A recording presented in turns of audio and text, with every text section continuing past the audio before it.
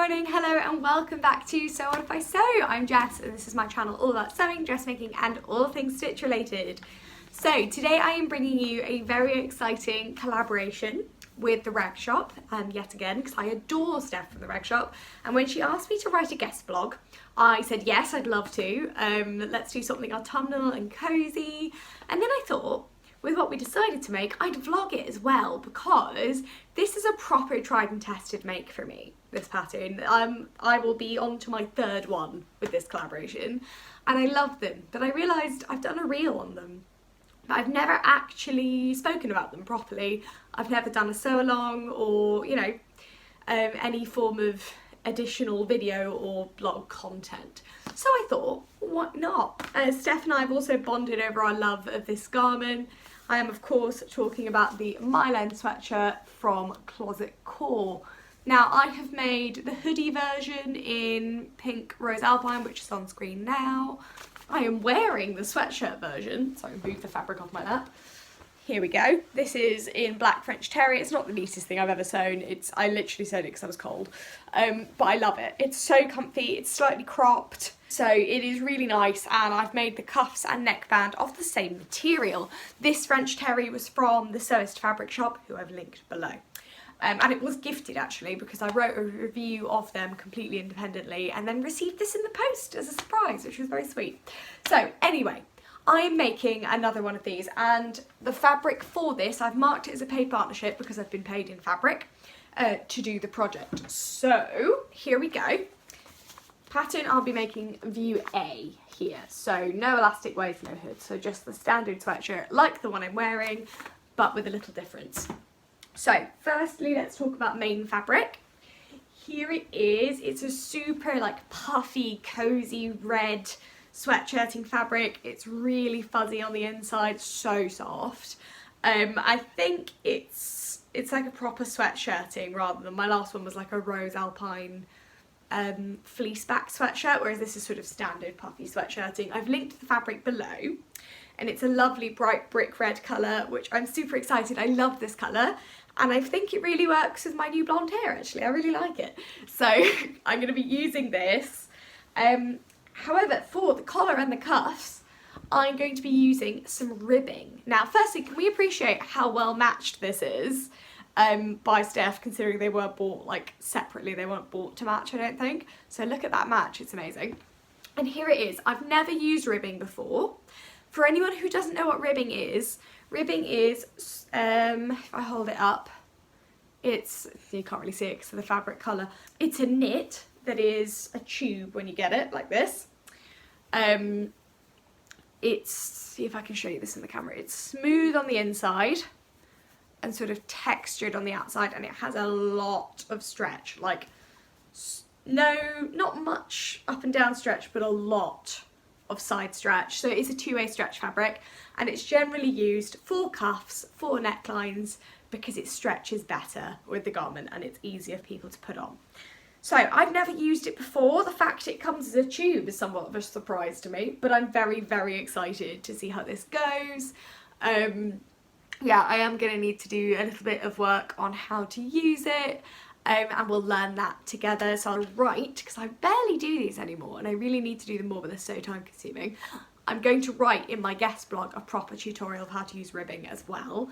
So look out for that blog, which should be coming out very soon indeed.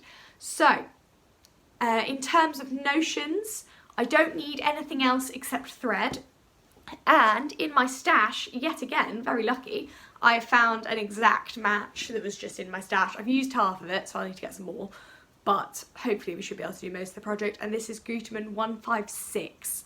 Goes really, really well. Head over to the Rag Shop and you can get yourself some. It's very autumnal but also quite winter, so for me, I'll wear this with pretty much what I'm wearing, these jeans, but probably my thigh-high boots and lots of black ankle boots as well, cozy jumpers, black jeans, you know. And then I can wear it in the summer as well and it'll look super bright. I love a bright, it has to be said, and red is a favourite colour of mine. And it's surprising actually, given how much I love it, that I have very few red garments. But I am very, very excited to get sewing. So our first step is to cut out our pattern pieces. Now, a word of warning, there's a lot of pattern pieces in here. So make sure you carefully read which ones are for the hoodie and which ones for the jumper. You do not need to cut out everything in this. The jumper ones are a little bit easier, but for the hoodie I would definitely remember that it is a completely different front piece, because I nearly almost forgot whenever he's made the hoodie and nearly had a jumper and a hoodie's worth of fabric cut out. So let's cut this out and then we can meet back here.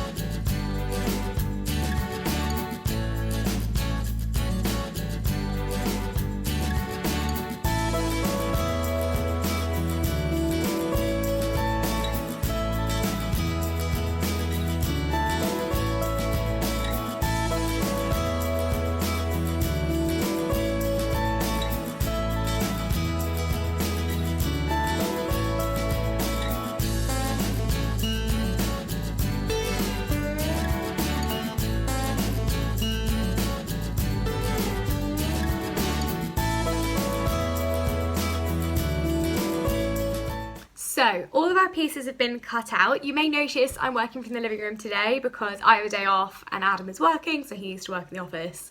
And actually it's helping as well. It's helping me get my sojo back a little bit, being in a different space. It's really helpful. I've got lots of space, which is great. So everything has been cut out, including my ribbing. I've put in some process photos because I need to take them for the blog anyway. So I've cut those out on the, what's the word, cutting mat. I feel like there's a different word. With my rotary cutter. I don't have words today. What's wrong with me? Oh my god, right, yes. I've cut it out with my rotary cutter on my cutting mat. Everything else I did with scissors on the floor. I don't understand how people cut big projects on tables, but I suppose maybe I don't have a big enough table. I don't know. I find it really difficult. I prefer cutting on the floor. Even if it hurts my back a bit, I feel like I cut much more accurately. Small stuff, absolutely fine, and I will be using this for my bra so long as well. I might cut that out today, actually, while I've got use for the dining table. So anyway, our first step is quite simple, actually. Just for clarity, I realised I didn't say this earlier.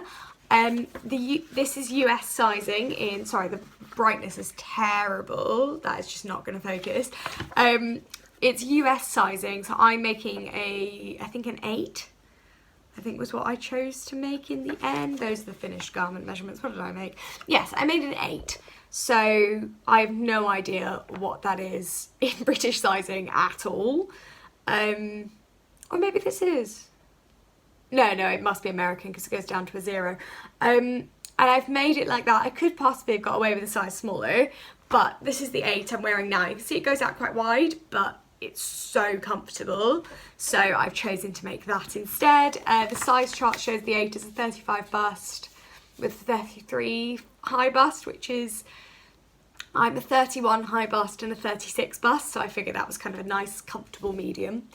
And with a 28 waist and a 37 hip, so it's roughly me. It's not quite, but it's roughly. But the finished garments, there's measurements, there's loads of ease in here. So you actually end up with a 45-inch bust, and honestly, I think it's one of the reasons I love this jumper so much.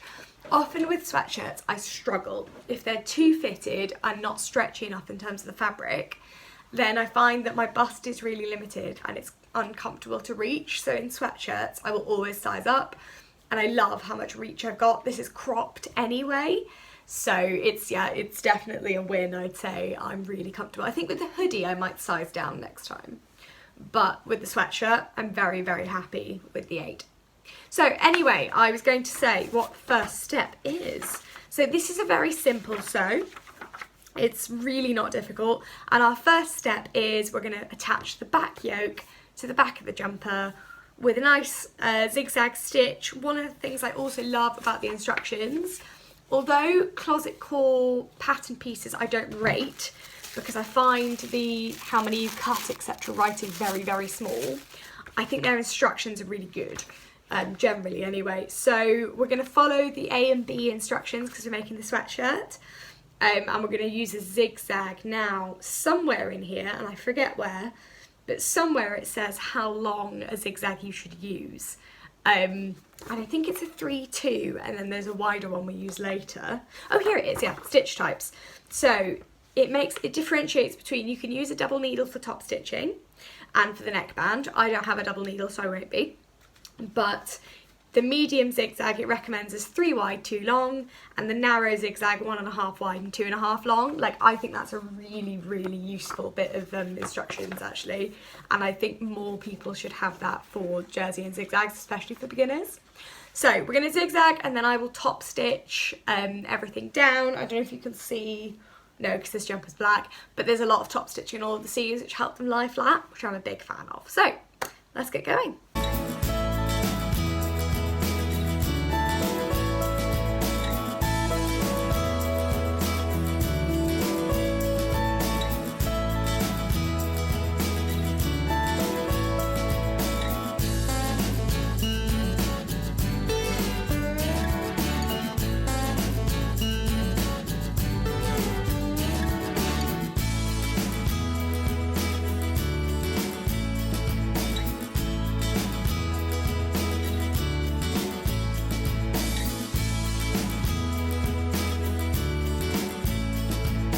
Here we are. It feels weird to be holding the jumper of the one I'm wearing. So I went ahead and attached the front as well, because you do exactly the same. So what we did was, I'm going to flip it so you can see the pattern pieces. We had our back and our yoke, and we've attached those at the centre back line and then top stitched it. So we get this. Then you go ahead and attach the front here to the shoulders again and top stitch. So we end up with this as a sort of basic jumper shell. I've top stitched everything on towards the back, but if I show you the stitching underneath, I should say as well, I'm using a 98 ballpoint needle, and this machine cuts through this like butter. Like, it doesn't even notice 4 layers of very thick sweatshirting, or 3 layers? 3 layers. So there we go, you can see my zigzag and then my top stitching line. I may overlock this edge off, I may not, I'll see how I feel. I didn't on this one actually, and it's not frayed at all, so it's a very similar fabric, this. It's like a heavier, puffier version of this. It's a French terry construction, but it's sweatshirting. So there you go, you can see my zigzags and my top stitching lines. Now our next step is to put the neckline in with our ribbing. So I'm going to take you over to the dining table where the board is, and we're going to pin the ribbing on together. But first of all, I'll quickly sew the end of the ribbing together so we've got a complete loop.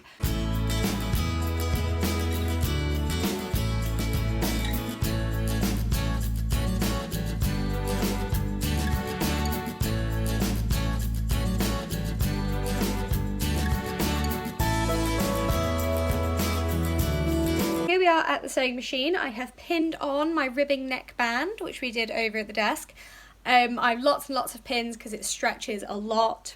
So we're going to use the narrow zigzag stitch, which is, oh god, which way around is it? 1.5 wide and like 2.5 long, I think.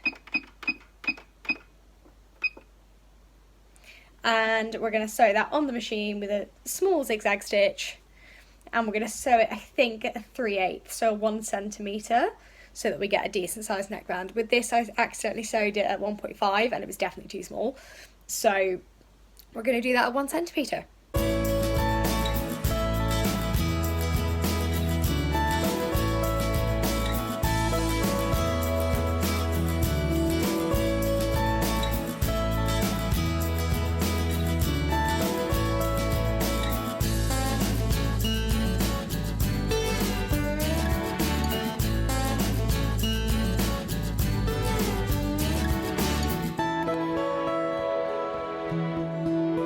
So I have come to 2 conclusions. Firstly, I love ribbing. Secondly, I love this machine.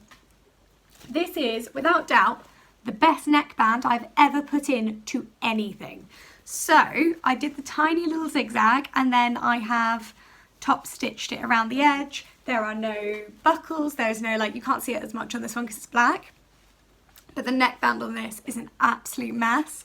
So I'm so proud of this.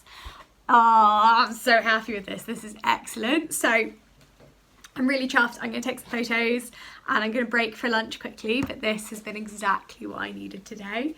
Such a success already. So we've only got left the waistband, which is we've got to put together. So it's like 2 pieces, and this is the front. This goes from the front round the back. Create this, fold it in half, stitch it on. I've made this in normal fabric, not in ribbing, because I love the angled accents. I think they're really pretty. And then we've got the sleeves and the cuffs to do, so more chance to experiment with ribbing there and sleeve darts. So I'm gonna go have lunch, then we'll do some of the sleeve darts, and yeah, I think we'll finish off the sleeves, then I might take a break before the waistband because I've done a lot today. But yeah, this is going super well.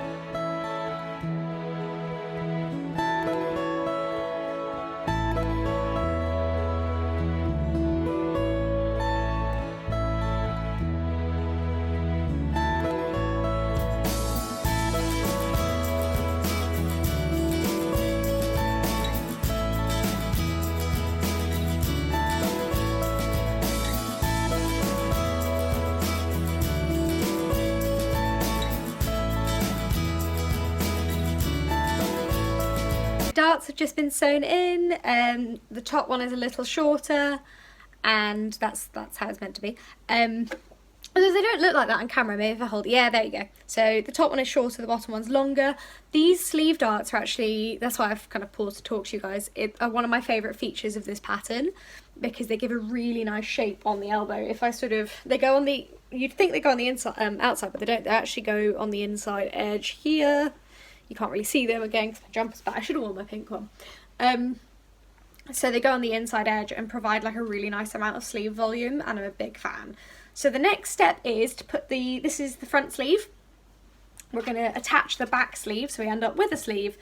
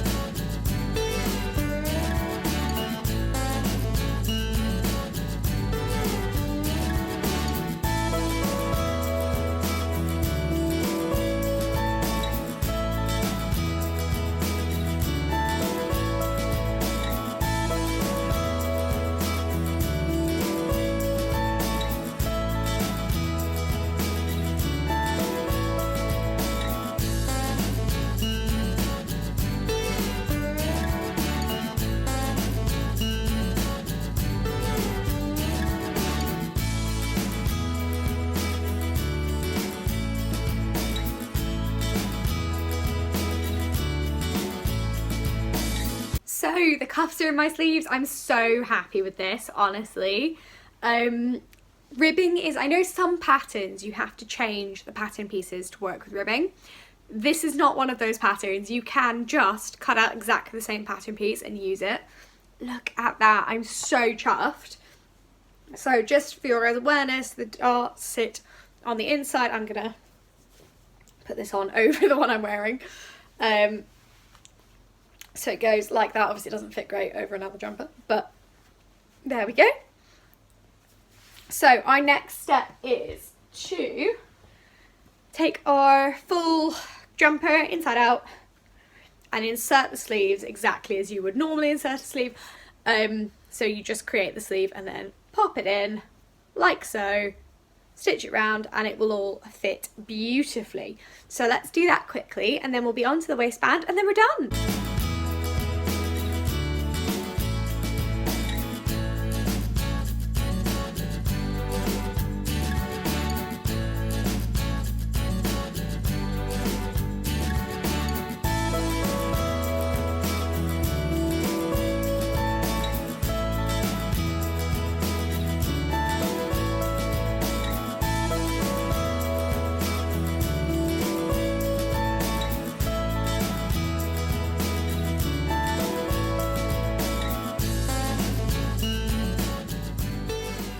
We are on to our last step. How exciting is that? It's a super simple sew this, and I worry this sew along's not really had enough content in it, but hopefully you've enjoyed it. So here we are, my lovely, lovely jumper we just need to put a waistband on it. So you guys just saw me put the waistband together. It can be a little bit of a tricky sew because you're aiming for this shape. I've just realised mine's slightly off, but that does not matter because it's going to fold in half, so I'll use the best half. What you have is one arrow shaped and one sort of open triangle shaped, which is quite tricky to sew. I would recommend pinning one side, pin the centre, put a pin at the other end, and then basically sew, pivot, and then sort of pin on the machine just to get a nice crisp nice crisp point. So now we have our lovely waistband, and I love this waistband. Again, it's one of the features I love because, and it doesn't so much on this one because I really rushed this, what it's meant to do is continue this line here, so you can see the line like from under. Actually, why am I doing that? I could show you on the one here. So it continues this line down. So we fold this in half, I'll do this properly in a minute, and then it would continue it like that, see? Where it goes all the way down.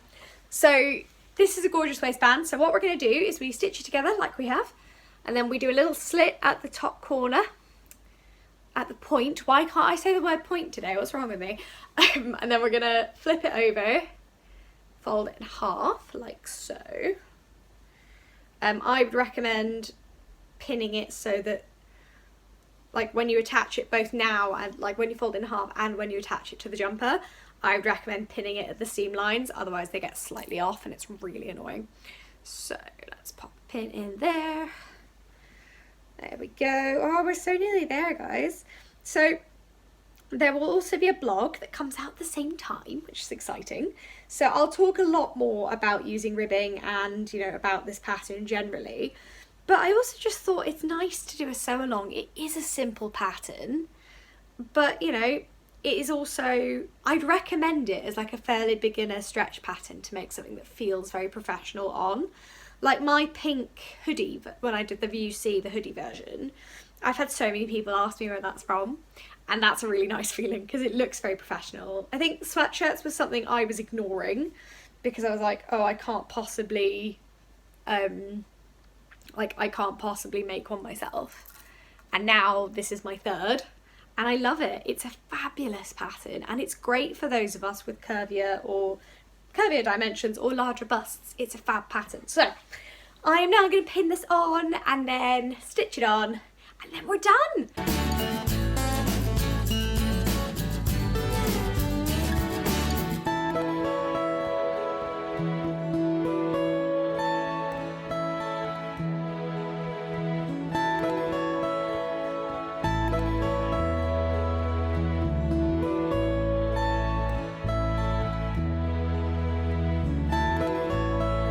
Here we are. Here is my lovely jumper. I love it. It's so cozy. I love how much puff like the fabric has. It's just, oh, I love it. And I really love the colour. As you can see, it's quite dark outside now, so hopefully you can see the colour of the jumper properly. It's lovely and bright, and I know I'm gonna have a great time wearing it. So thank you all so much for watching. This video was done in collaboration with Rag Shop, so the fabric was gifted to me in exchange for a blog post. And the vlog is really just me having fun as an added extra and providing a sew along for you guys. So if you enjoyed this video, please give it a like, share and subscribe if you want to hear more from me. And remember to click the notification bell to hear every time I have a new video coming out. So have a great rest of your day, guys. I'm gonna go get super snug in my new jumper. See you next time.